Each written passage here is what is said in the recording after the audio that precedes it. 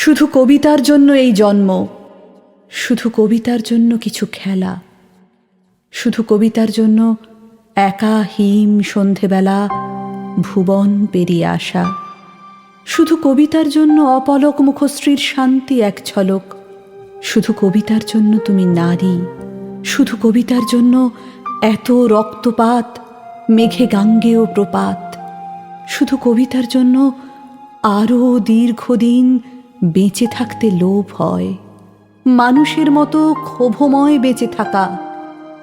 শুধু কবিতার জন্য আমি অমরত্ব তাচ্ছিল্য করেছি।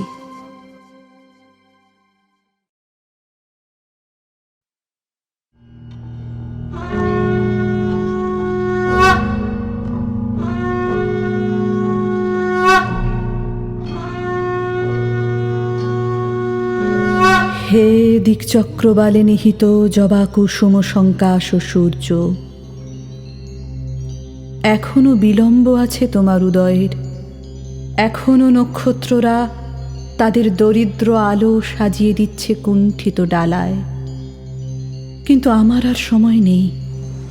যাকে মনে হচ্ছে ভয়ের মতো শীতল আর কুহেলিময়, সেই নদী এখন আমার পথ। আমার সম্বল নেই অন্য কিছু। আমাকে মনে রাখতে হবে আমি নারী, আমার বৈধব্য এখনো তরুণ, আর আমার সঙ্গী শুধু এক মৃত, যার শরীর একটু আগেও আমাকে বিদ্ধ করছিল তীব্র আশ্লেষে। এখন সে বিনষ্ট, যেমন বিনষ্ট আমার জনপদ। এই ধ্বস্ত উৎস থেকে আমি যাত্রা শুরু করলাম। আমার প্রয়োজন নেই সংস্কারের, অনুশাসনের, আমার সময় নেই। এখন আর মনে নেই কি ছিল যাত্রা লগ্নে, মনে নেই রোদ বৃষ্টির সংবাদ।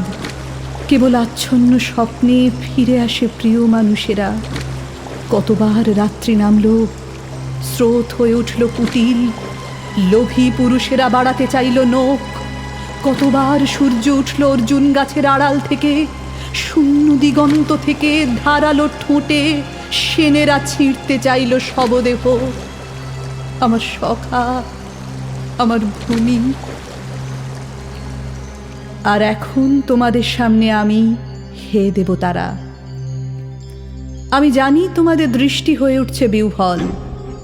আমার ঝঞ্ঝাছিন্ন কাঁচুলির অসহায় আড়াল লুব্ধ করছে তোমাদের। তোমাদের মনোযোগ বারবার ফিরে আসছে আমার বিক্ষত শরীরের উপত্যকায়। তোমাদের কামনাকে প্রত্যাখ্যান করার শক্তি নেই আমার, কেননা তোমরা বহু পূজিত দেবতা, আমার ভাগ্য বিধাতা। কেননা যে হতে পারত আমার পরিত্রাণ, আমার আশ্রয়, আমার সেই স্বদেশ এখন সব মাত্র। যা ছিল আমার স্বপ্ন, আমার নিজস্ব কুসুম, তাকে বিষাক্ত করেছে সেই দেবী। আর হায়, সে তোমাদের স্বজন। বারবার শক্তির আস্ফালনে অপ্রাপণীয়কে ছিনিয়ে নেওয়ার যে কুটিল ইতিহাস তোমাদের সৃষ্টি, মনসা শুধু শুরু করেছিল তার নতুন অধ্যায়। অভিযোগ নেই, স্বধর্ম থেকে বিচ্যুত নয় সে, বরং সংশয়ের হতো তাই যদি মনসা আমাকে দিত সুখ, যদি দেব সুলভ ক্রূরতার বদলে তার নয়নে বর্ষিত হতো ক্ষমা, সেই প্রতারণা আনত ভ্রান্তি। আমি কৃতজ্ঞ, তোমাদের হিংসা ঝাঁপিয়ে পড়েছে কোনো আড়াল না রেখেই। তবু হে দেবতারা, আজ তোমাদের সামনে এসে দাঁড়িয়েছি এই বলে, ফিরিয়ে দাও এই সবের প্রাণ। ভিক্ষা নয়, বিনিময়ে দেব তোমাদের যা কাঙ্ক্ষিত, বাণিজ্যের শর্তে। তোমরা দেবে প্রাণ, আমি দেব আর কিছু নেই, তাই আমার যৌবন। দেবতারা প্রস্তুত হও। এই আমি ছিঁড়ে ফেলছি আমার স্তনাংশুক, এই ছুঁড়ে ফেললাম সব আভরণ। আর একবার মুহূর্তের জন্য অবরুদ্ধ করো দৃষ্টি।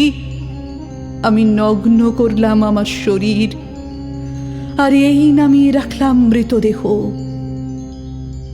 এসো দেবতারা, দেখো, এই আমার দেহ দুলে উঠছে নাচের ছন্দে, দুলে উঠছে বিসর্জনের প্রান্ত থেকে বোধনের সীমানায়, দুলে উঠছে জীবনের নেশায়।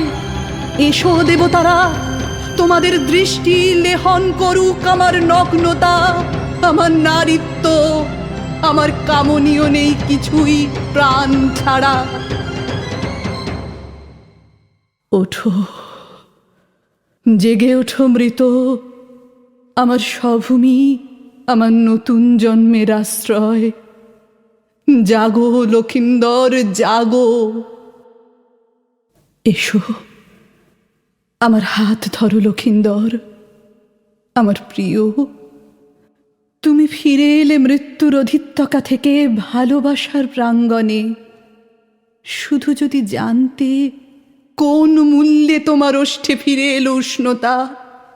এসো, আমার হাত ধরো লক্ষিন্দর। তোমার জন্য পণ্য করেছিলাম যে শরীর, গ্রহণ করো সেই শরীরকে। আমাকে দাও জননী হবার ভাগ্য, যেন আমার সন্তানের স্মৃতিতে থাকে তার মার লাঞ্ছনার জ্বালা। তার শিরায় আমি ঢেলে দেব বিষ, সেই বিষের দহনে জ্বলে যাবে দেবভূমি। আমাকে সেই ভাগ্য দাও লক্ষিন্দর। এসো, আমাকে গ্রহণ করো, প্রিয় আমার, স্বদেশ আমার।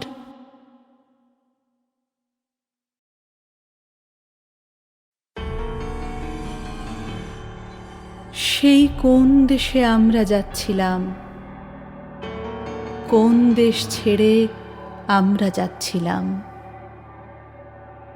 পেরিয়ে পেরিয়ে উঁচু নিচু ঢালু মাঠ, শিশির ভেজানো কাঁটাতার গাছপালা। আলপথে নেমে আমরা যাচ্ছিলাম, ধান ক্ষেত ভেঙে আমরা যাচ্ছিলাম। ছোট বোন আর মা বাবা গ্রামের লোক, তার পাশে আমি দুলালি না প্রিয়বালা। বাবা মার ডাক বাড়িতে দুলালি বলে, প্রিয়বালা নাম দিয়েছিল পাঠশালা।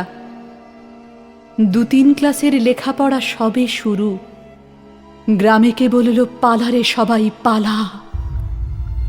সারা গ্রাম নিয়ে পালিয়ে যাচ্ছিলাম, বাবা মা দুবোন পালিয়ে যাচ্ছিলাম। ঝোপঝাড় ঠেলে, হাজা মজা নদী ঠেলে, পথে ঘুমন্ত দাঁড়িয়ে খড়ের চালা, ঘুমন্ত বেড়া, চালে ঘুমন্ত লাউ, উঠোনে শোয়ানো গরুর গাড়ির চাকা, শোয়ানো লাঙল, দাওয়ায় শিউলি গাছ, ঘোড়া নিম গাছে চাঁদ অর্ধেক ঢাকা। শব্দ না করে চলে যাই, তবু ডাল নিচু হয়ে এসে ছুঁয়েছে কপাল মাথা। শিশিরে ঠান্ডা ভেজার খসখসে, হাতের পাতার মতনই গাছের পাতা। কত কত মাঠ পার হয়ে তারপর জিরিয়ে নিয়েছি গাছেরই তলায় বসে। যে যার পোটলা খুলে চিড়ে গুড় মুড়ি, শেষে চোখ লেগে এসেছে ক্লান্তি দোষে। আচমকা দেখি ছুটোছুটি করে লোক, কিভাবে আগুন লেগে গেছে গ্রামে গ্রামে। কই রে আদুরি, ও দুলালি তোরা কই? মা বাবা ডাকছে আমাদের ডাক নামে। আমি রইলাম, আদুরি ছিটকে গিয়ে কোথায় পড়ল কেউ জানল না কিছু।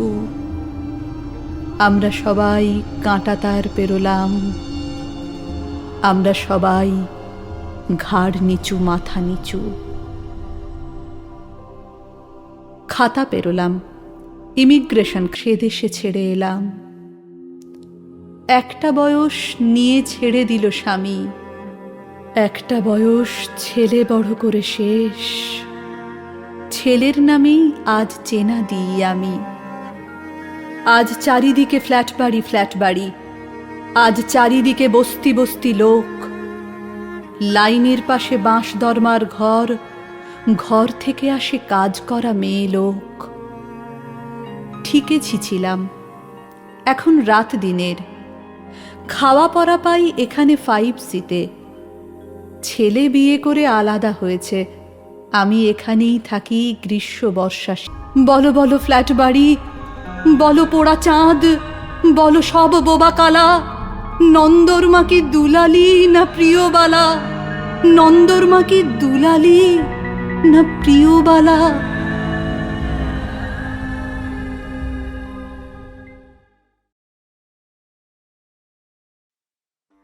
যদি কেউ মেঘ লিখে দেয়, যদি কেউ বৃষ্টি লেখে, যদি সেই বৃষ্টি ফোঁটা আমার ঘরের জানলা দিয়ে রিমঝিম ডাক দিয়ে যায়, আকাশের গন্ধ মেখে যদি তার অঝোর ধারায় বই খাতা সব দেয় ভাসিয়ে, আমি তার ডাক শুনে ছুট দেব সঙ্গী হতে। আমি তার ছন্দে সুরে রিমঝিমঝিম উঠব গেয়ে, ডুবে যাই উমুর ঝুমুর, ডুবে যাই খুশির স্রোতে। বলো সেই বৃষ্টি দিনে আর কে সুখী আমার চেয়ে।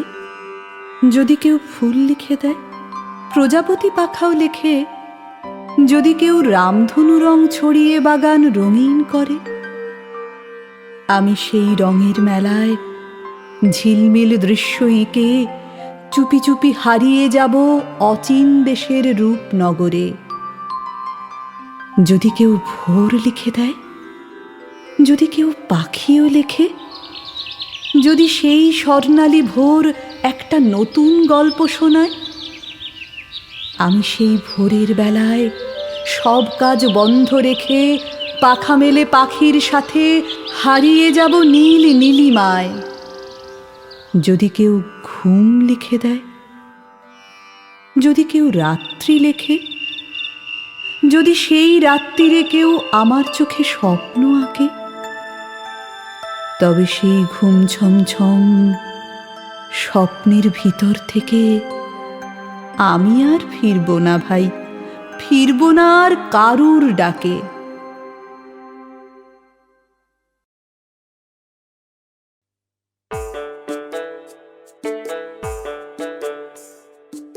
আমি জামবনির কুঁইরিপাড়ার শিবু কুঁইরির বিটি সাঁঝলি। কাগজওয়ালারা বললে অতটুকুন বললে হবে কেনে? তুমি এবারকার মাধ্যমিকে প্রথম হইছ, তোমাকে বলতে হবে কারো কিছু। টিভিওয়ালারা বললে তুমি খ্যাত মজুরের মিয়া, তুমি কি করে কামিন খাটিয়ে মাধ্যমিকে প্রথম হলে বলো দেখি, সেটা তোমাকে বলতে হবে খুলে। পঞ্চায়েতের অনি বৌদি, প্রধান, উপপ্রধান, MLA, MP সবাই একেবারে হামলিয়ে পড়লো আমাদের মাটির কুঁড়া ঘরে। জামবনি স্কুলের হেডমাস্টার কন বিহান বেলায় টিনের আগুড় খুললে হাইকে ডাইকে ঘুম ভাঙাই খবরটা যখন প্রথম শুনালেক, তখন মাকে জড়ায় শুয়েছিলাম আমি। কুঁড়া ঘরের ঘুটঘুটা আধারে হেডমাস্টারকে দেখে মায়ের পাড়া আমিও চোখ কচালে হাঁ হয়ে ভাইলেছিলাম, ই কি স্বপ্ন দেখছি নাকি। স্যার বললেক এটা স্বপ্ন লয় সত্যি বটে। কথাটা শুনে কাঁদে ভাষায় দিয়েছিলাম আমরা দু মা বিটি। আজ বাপ বাঁচে থাকলে আমি মানুষটাকে দেখাইতে পারতাম বহুত কিছু। আমার বুকের ভিতরে যে তেজালো সন্ধ্যা বাতিটা জ্বালিয়ে দিয়েছিল মানুষটা, সেই বাতিটা আজকে কেমন আমাদের কুঁড়া ঘরটাকে আলো করিয়েছে, সেটা দেখাইতে পারতাম।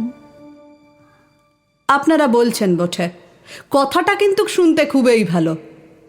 তোমাদের মতন মেয়ারা যদি উঠে আসে তাহলে ভারতবর্ষ উঠে আসে, কিন্তু উঠে আসার রাস্তাটা যে এখনো তৈয়ার হয় নাই। খাড়া পাহাড়ে উঠা যে কি জিনিস, বহুত দম লাগে, বহুত তেজ লাগে। আমি জামবনির কুঁইরিপাড়ার শিবু কুঁইরির বিটি সাঁঝলি। যখন তাকে হুঁশ হইছে তখন তাকে শুনে আসছি বিটি না মাটি।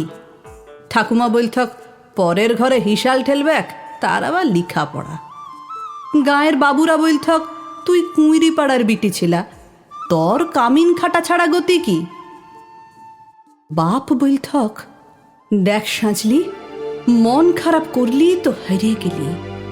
শুন, যে যা বলছে বলুক, এসব কথা এক কানে সিমহালে আর এক কানে বার করে দিবি। তখন বাবু পাড়ার কুচিল দে ঘরিয়া ঘরে কামিন খাইতক মা। ক্ষয় রোগের তাড়সে মায়ের গতরটা ভাঙে নাই অতটা। মাঝে মধ্যে জ্বরটা আসতে বটে, জ্বর আলে মা চুপচাপ এগনাতে তালাই পাতে শুয়ে থাকত। মনে আছে সে ছিল এক জাড় কালের সকাল। রোদ উঠেছিল ঝলমলানি, ঝিঙা ফুলা রোদ। আমি সে রোদে পিঠ দিয়ে গা দুলাই পড়ছিলাম ইতিহাস, ক্লাস 7-এর সামন্ত রাজাদের ইতিহাস। দে ঘরিয়া গিন্নি লোক পাঠাইছিল বার কতক। মায়ের জ্বর সে তারা শুনতে নাই চায়। আমাদের দিদি বুড়ি তখনও বাঁচে। কুলতলায় বসে ছেঁড়া কম্বল মুড়ি দিয়ে বিড়ি ফুঁকছিল বুড়ি। শেষতক বুড়ি সেদিন পড়া থেকে উঠাই মায়ের কাজটুকুন করতে পাঠাইছিল বাবু ঘরে। পুরানো ফটক ঘেরা উঠান, অত বড় দরদালান, অত বড় বারান্দা সব ঝাট ফাট দিয়ে সাফ সুতরো করে আসছিলাম চলে। দে ঘরে গিন্নি নাই ছাইলেক।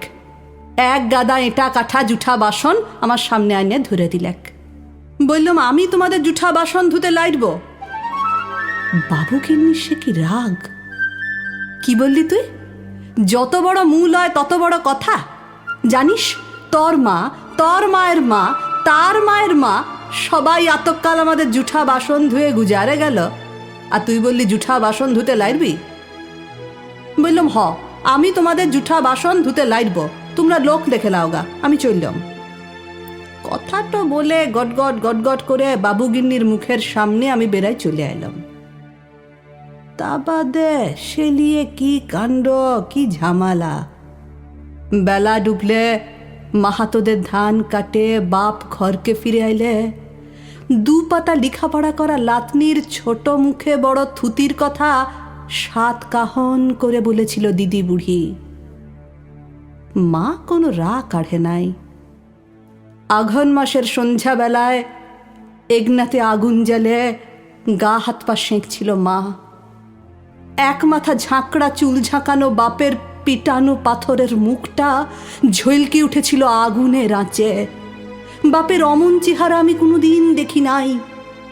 বাপ সেদিন মা আর দিদি বুড়ির সম্মুখে আমাকে কাছকে ডাকে মাথায় হাত বুলাই গমগমা গলায় বলেছিল, যা করেছিস বেশ করেছিস। শুন, তোর মা, তোর মায়ের মা, তার মায়ের মা সবাই করেছে কামিনগিরি, বাবু ঘরে গতর খাটাই খাইয়েছে। তাতে হইছেটা কি? তাতে হইছেটা কি? এই কথাটা মনে রাখবি সাজলি, তুই কিন্তু কামিন হবার লাগে জম্মাস নাই।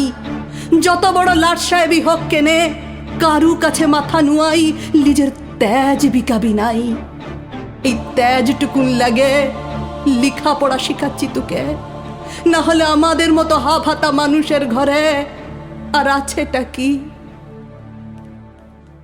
আমি জামবনির কুঁইরি পাড়ার শিবু কুঁইরির বিটি সাজলি।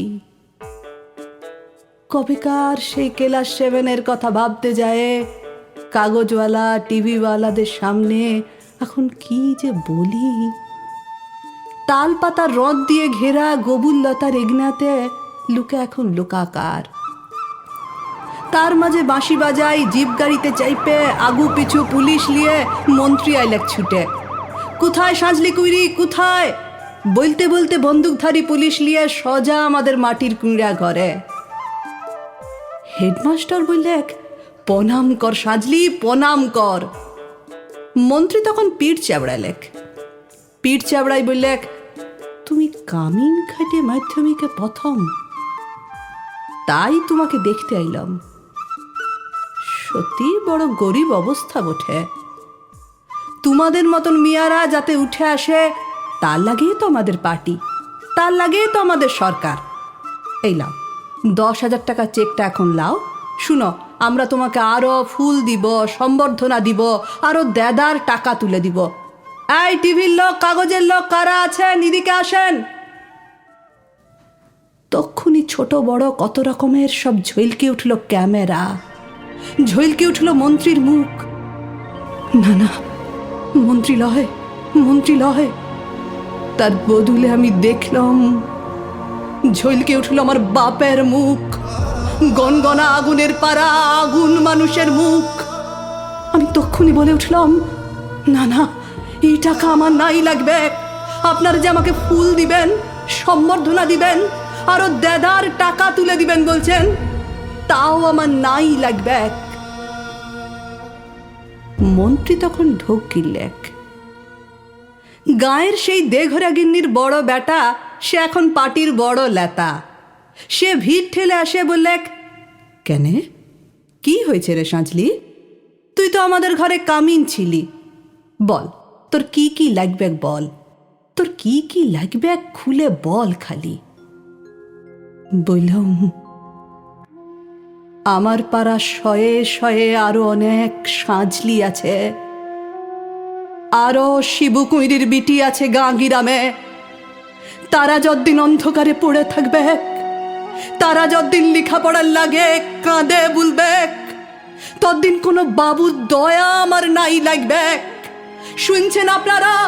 ততদিন কোনো বাবুর দয়া আমার নাই লাগবে।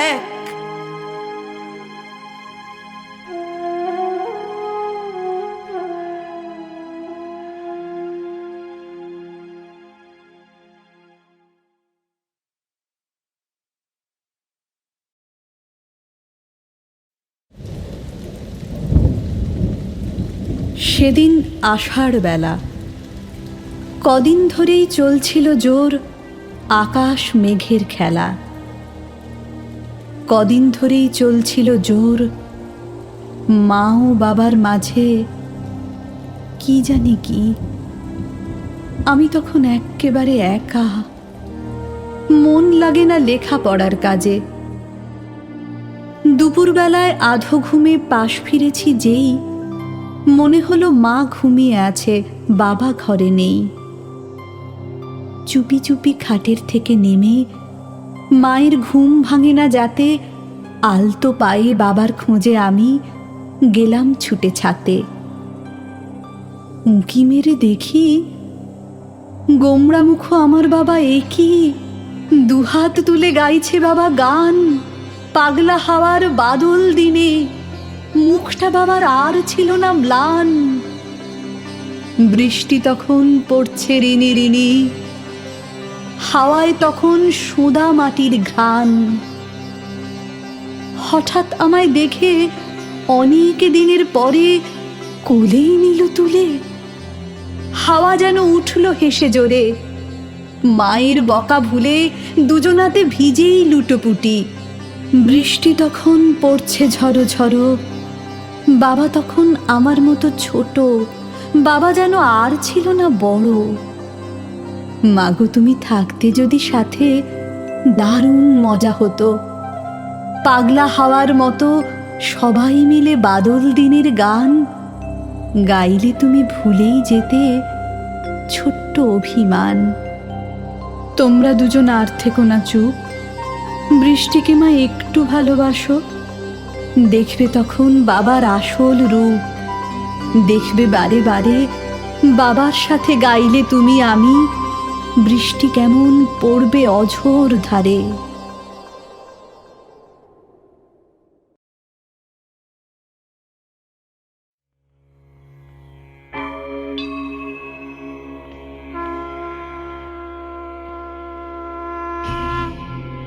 হস্তিনাপুরের এক গৃহবধূ, সেই আমি আবার জন্মেছি।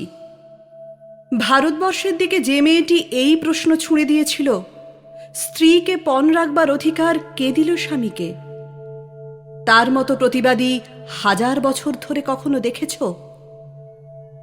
সেই দিন নেশাগ্রস্ত রাজা যুধিষ্ঠির ভারত কাঁপানো সেই কুপ্রস্তাব পেশ করলেন। যিনি নন অতি খর্বা, অতি কৃষ্ণা, কৃষা বা রক্তাভ, পদ্মপলাশ চোখ, সেই নারী দ্রৌপদীকে পণ রাখলাম। পৃথিবী কিন্তু তখনও ধ্বংস হয়ে যায়নি মানুষ। ভারতের ইতিহাসে বাকি ছিল আরও দুর্ঘটনা। সভাঘর ক্ষুব্ধ হল, বৃদ্ধেরা ধিক্কার দিলেন। ভীষ্ম হতবাক, সেই দিন আপনারা জানেন, বিদুর এবং গুরু দ্রোণাচার্য দুহাত মাথায় দিয়ে চুপচাপ মোহগ্রস্ত বসে রইলেন।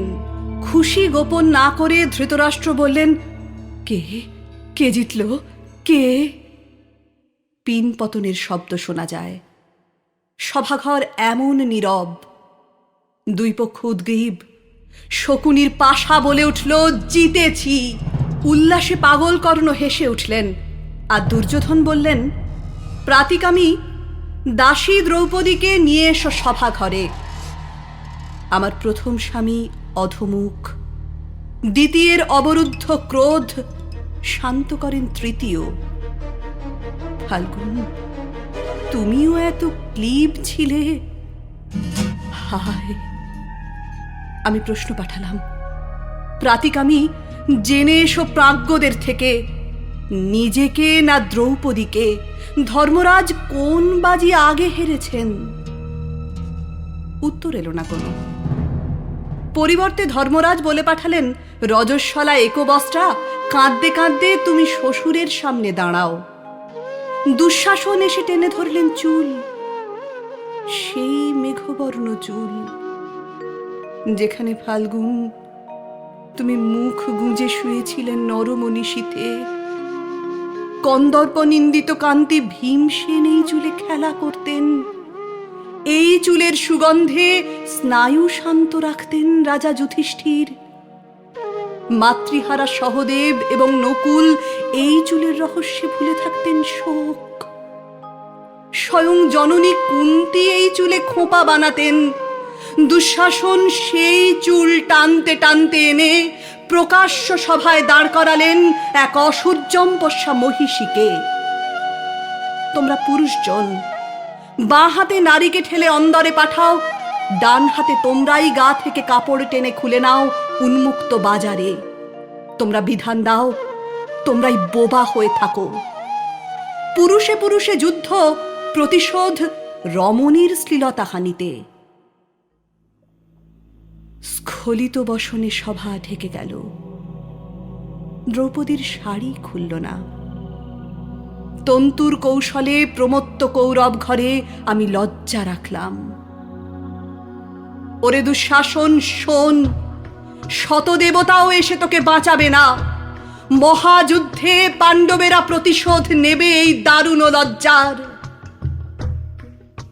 ধিক কুরুবৃদ্ধগণ, ধিক ঠুঁটো জগন্নাথ ভারতবাসীকে।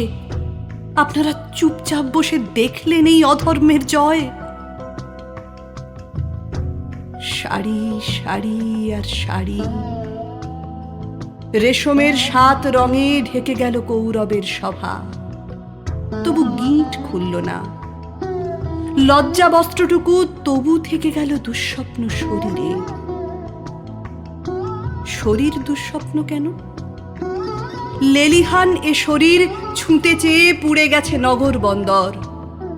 এই মুখ চুম্বকের মতো টেনে এনেছিল নদী তীরে অসংখ্য তরুণী।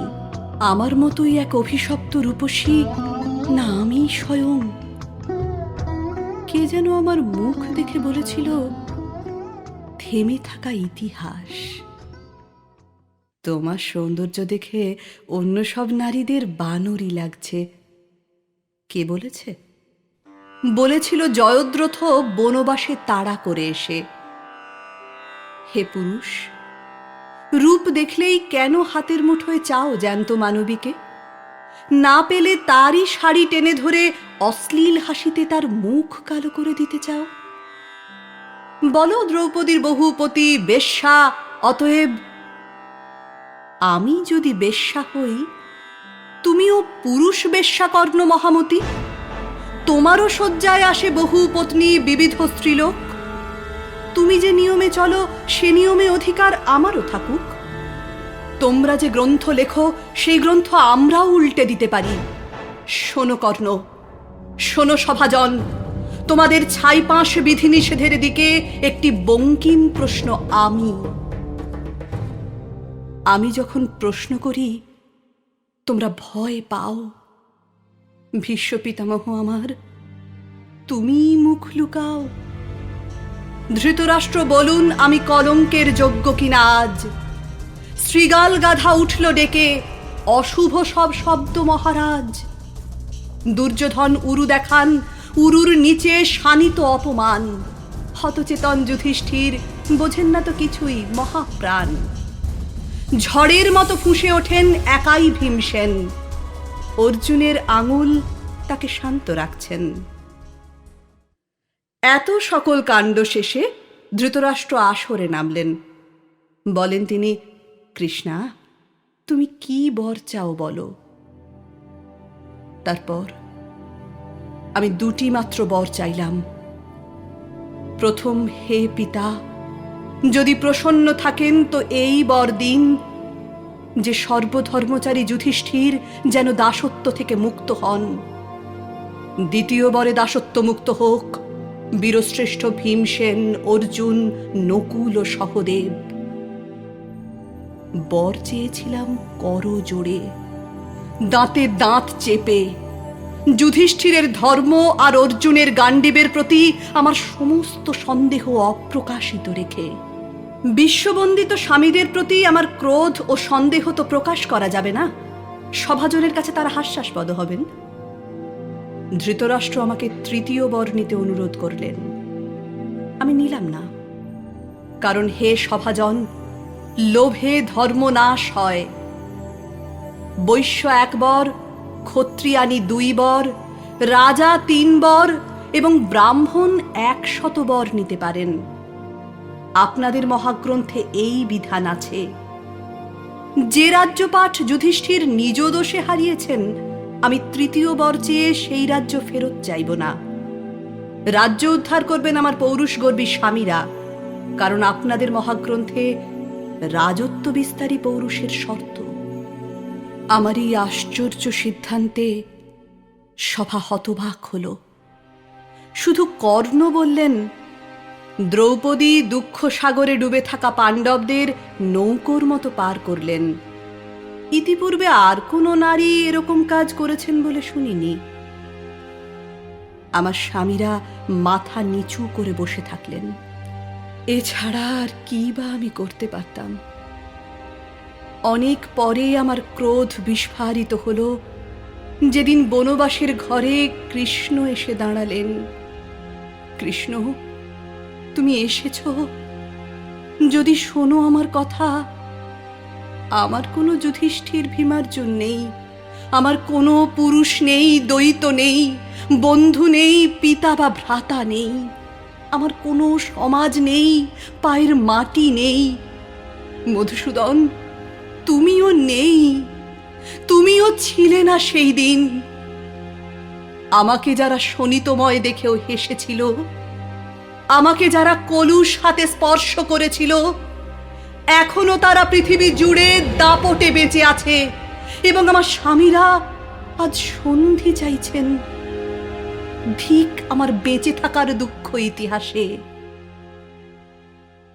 তারপর পদ্মকোষের মতো 2 হাতে মুখ ঢেকে আমাকে কাঁদতে দেখে কৃষ্ণ বললেন, ভাবিনি, তুমি যাদের উপর ক্রুদ্ধ হয়েছ তারা ধ্বংস হবে।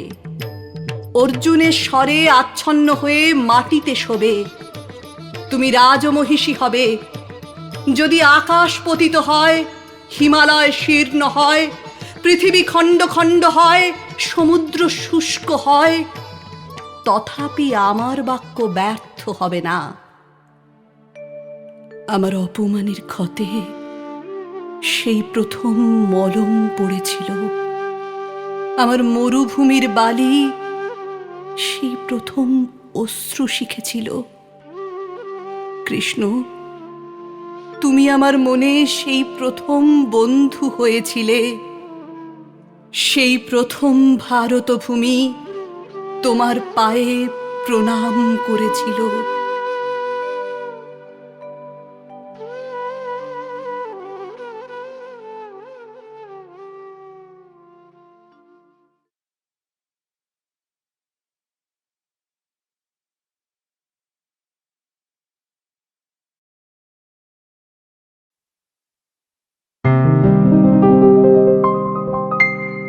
মনে পড়ে সেই সুপুরি গাছের সারি, তার পাশে মৃদু জ্যোৎস্না মাখানো গ্রাম, মাটির দেয়ালে গাঁথা আমাদের বাড়ি, ছোট ছোট সুখে সিদ্ধ মনস্কাম। পড়শি নদীটি ধনুকের মতো বাঁকা, উরুডোবা জলে সারাদিন খুনসুটি। বাঁশের সাঁকোটি শিশু শিল্পীর আঁকা, হেলানো বটের ডালে দোল খায় ছুটি। এপারে ওপারে ঢিল ছুঁড়ে ডাকাডাকি, ওদিকের গ্রামে রোদ্দুর কিছু বেশি। ছায়া ঠুঁটে নিয়ে উড়ে যায় কটি পাখি, ভরা নৌকায় গান গায় ভিনদেশী। আমার বন্ধু আজানের সুরে জাগে, আমার দু চোখে তখনও স্বপ্নলতা। ভোরের কুসুম ওপারে ফুটেছে আগে, এপারে শিশির পতনের নীরবতা। আমার বন্ধু বহু ঝগড়ার সাথী, কথায় কথায় এই ভাব এই আড়ি। মার কাছে গিয়ে পাশাপাশি হাত পাতি, গাব গাছে উঠে সে হাতেই কাড়াকাড়ি। আমার বন্ধু দুনিয়াদারির রাজা, মিথ্যে কথায় জগৎ সভায় সেরা। দোষ না করেও পিঠ পেতে নেয় সাজা, আমি দেখি তার সহাস্য মুখে ফেরা। আমাদের ছুটি মন বদলের খেলা, আমাদের ছুটি অরণ্যে খোঁজাখুঁজি, আমাদের ছুটি হাসি কান্নার বেলা, আমাদের ছুটি ইঙ্গিতে বোঝাবুঝি। খেলায় খেলায় জীবন পৃষ্ঠা ওড়ে, খেলায় খেলায় ইতিহাস দেয় উঁকি।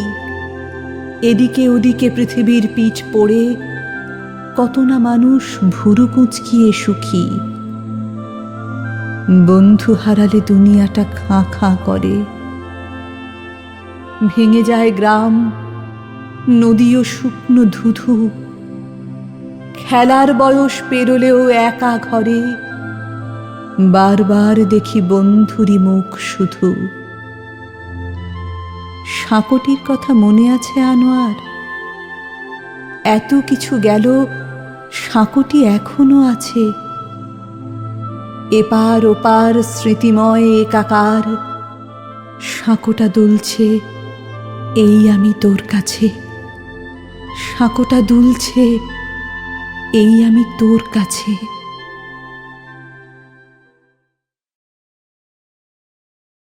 মেয়েটির নাম দুর্গা সোরেন বটেক। মায়ের ছিল না অক্ষর জ্ঞান ছটেক। সর্বশিক্ষা অভিযানে পেয়ে বৃত্তি, দুর্গা হয়েছে ইংরাজি স্কুলে ভর্তি। সাঁওতালি ডান, ইংরাজি ভাষা বাঁ হাতে, কম্পিউটারে শিখেছে ইমেল পাঠাতে। অঙ্কের স্যার ভুল হলে যোগ বিয়োগে গায়ে হাত দেয় পড়া শেখানোর সুযোগে। দুর্গা জানে না কোনটা যৌন লাঞ্ছনা, স্যারটা নোংরা বটেক, কথাটা মানছ না। শেষে একদিন স্যারের নোংরা হাতটা মুচড়ে দিয়েছে দুর্গা, মেরেছে ছাপটা। ওড়ে অর্ধেক আকাশে, মাটিতে শ্যাওলা, আকাশে উড়বে হবে কল্পনা চাওলা। যদি না বিমান ভেঙে পড়ে তার দুর্দার, মহাকাশচারী হবেই বটেক দুর্গার। বিশ্বায়নে পণ্যায়নে, খণ্ড খণ্ড মানচিত্রে, বাংলা বিহার রাজস্থানে, সাধারণী নমঃস্তুতে। বেশ্যাব্রতে পত্নীব্রতে, মোহমুদ্রা ধ্বংসমুদ্রা, প্রযুক্তিতে গৃহকর্মে, সাধারণী নমঃস্তুতে। আমার দুর্গা পথে প্রান্তরে স্কুল ঘরে থাকে, আমার দুর্গা বিপদে আপদে আমাকে মা বলে ডাকে। আমার দুর্গা আত্মরক্ষা, শরীর পূর্বে মন না। আমার দুর্গা নারী গর্ভের রক্ত মাংস কন্যা। আমার দুর্গা গোলগাল মেয়ে, আমার দুর্গা তন্নি। আমার দুর্গা কখনো ঘরোয়া, কখনো আগুন বহ্নি। আমার দুর্গা মেধা পাটেকার, তিস্তা শীতলা বাদেরা। আমার দুর্গা মোম হয়ে জলে অমাবস্যায় আধেরা। আমার দুর্গা মণিপুর জুড়ে নগ্ন মিছিলে হাঁটে। আমার দুর্গা কাস্তে হাতুড়ি আউশ ধানের মাঠে। আমার দুর্গা ত্রিশূল ধরেছে স্বর্গে এবং মর্তে। আমার দুর্গা বাঁচতে শিখেছে নিজেই নিজের স্বার্থে। আন্দোলনে উগ্রপন্থে, শিক্ষাব্রতে কর্মযজ্ঞে, রান্নাঘরে আতুর ঘরে, মা তুঝে সালাম।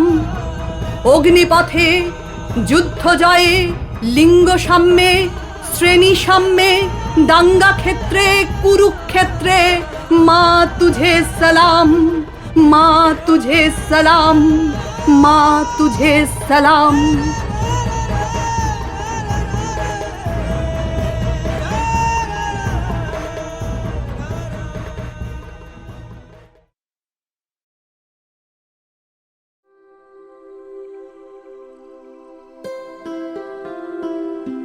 সাবানের ঠান্ডা গন্ধ, অবিরাম জল পড়ার শব্দ, আর স্নান করতে করতে আমার মায়ের খোলা গলায় নিজের মনে গেয়ে যাওয়া রবীন্দ্রসঙ্গীত।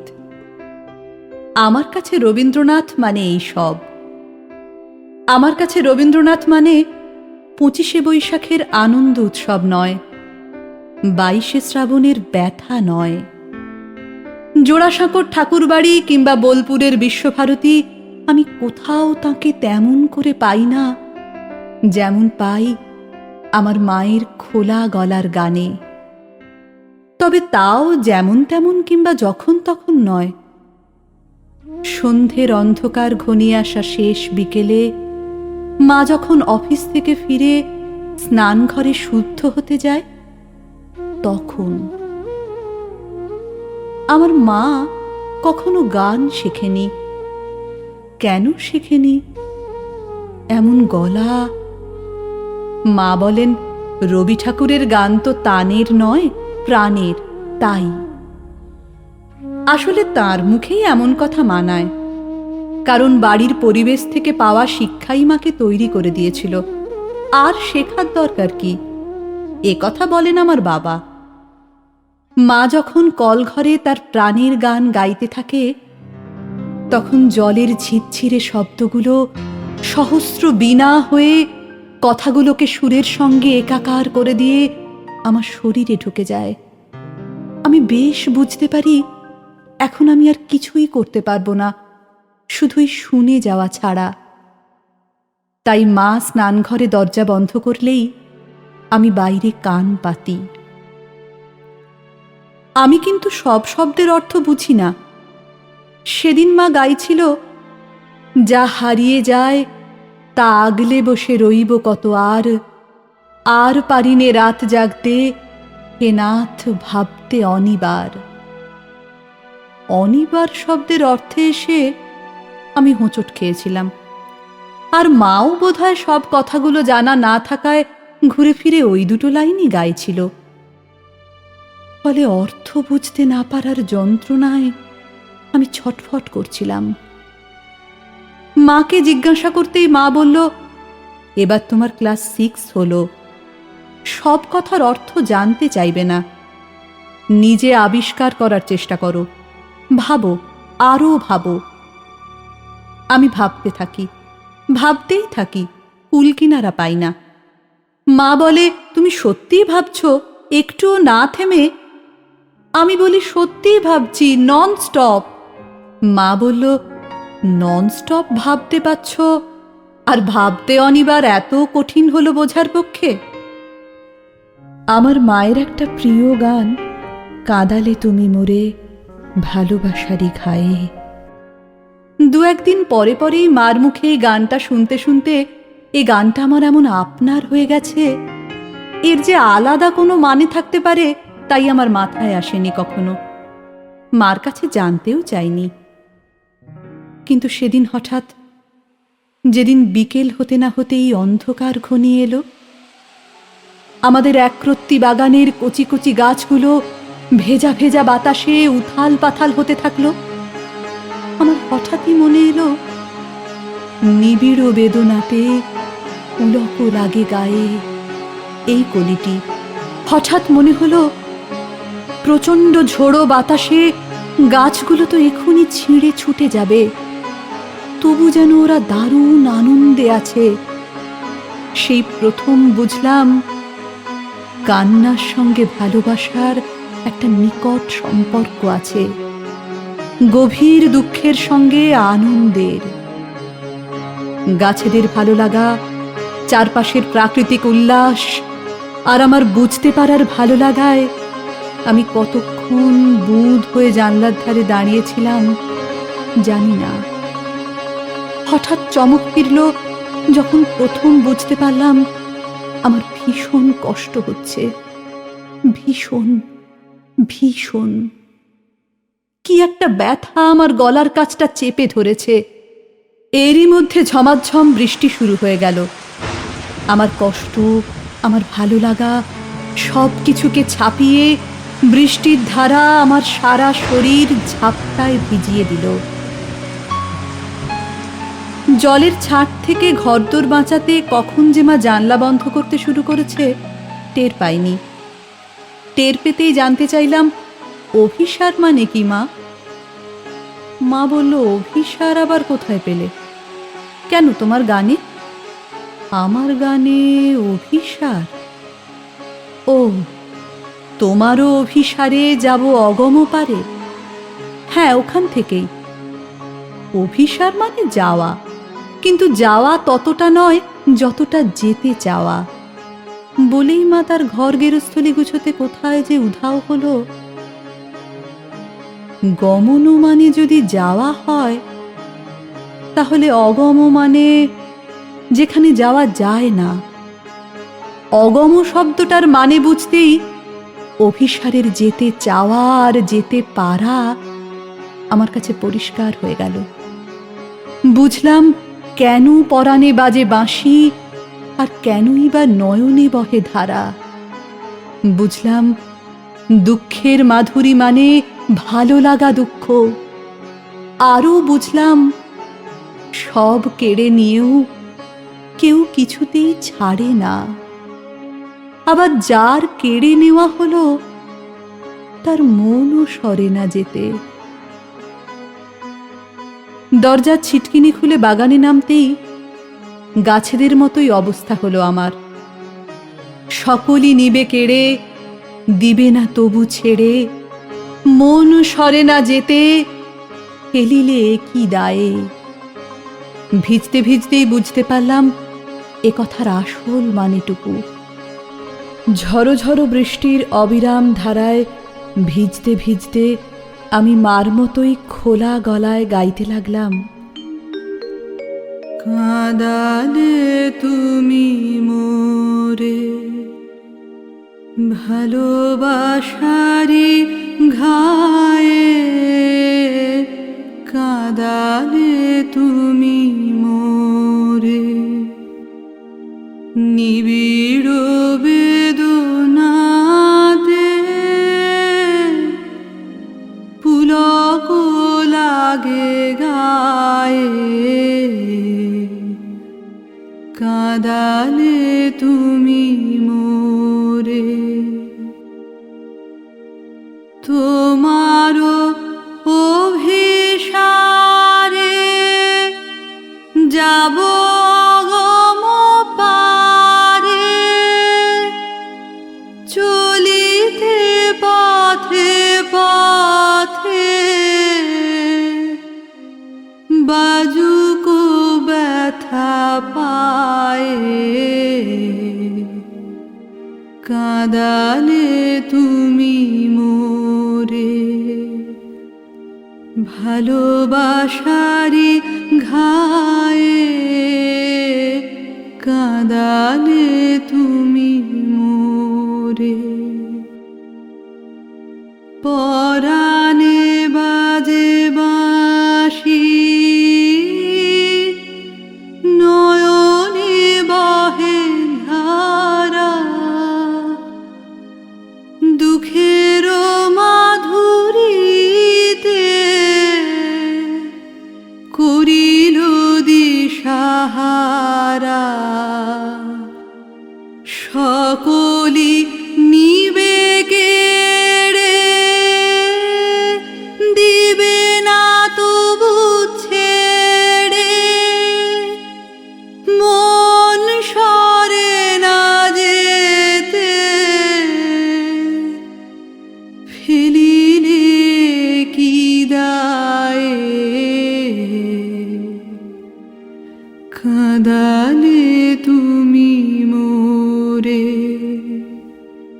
ভালোবাসারি ঘায়ে, কাঁদালে তুমি মোরে। জানলায় চোখ পড়তেই দেখি আমার মতো করেই আমার মা আমার গান শুনছে। চোখাচোখি হতেই বলল, ঢের হয়েছে, উঠে এসো এবার। সপসপে ভেজা জামায় ঘরে ঢুকেই দেখি বাবা ফিরে এসেছেন কখন। বললেন, বৃষ্টিতে ভিজতে ভিজতে বর্ষার গান এলো না মনে? বাবাকে কি করে বোঝাই? অভিসার শব্দের মানেটুকু এখন আমি জানি। আজই জেনেছি ভালোবাসার আঘাতে কেমন করে কাঁদা যায়। এই সব নিয়েই আমার রবীন্দ্রনাথকে আমি এভাবেই মেঘলা আকাশে, বাদল বাতাসে, মার স্নানের শব্দে, সাবানের গন্ধে, বিকেলের মরে যাওয়া আলো অন্ধকারে বারবার পেতে চাই। বছরের পর বছর, প্রতি বছর, যতদিন যাবে।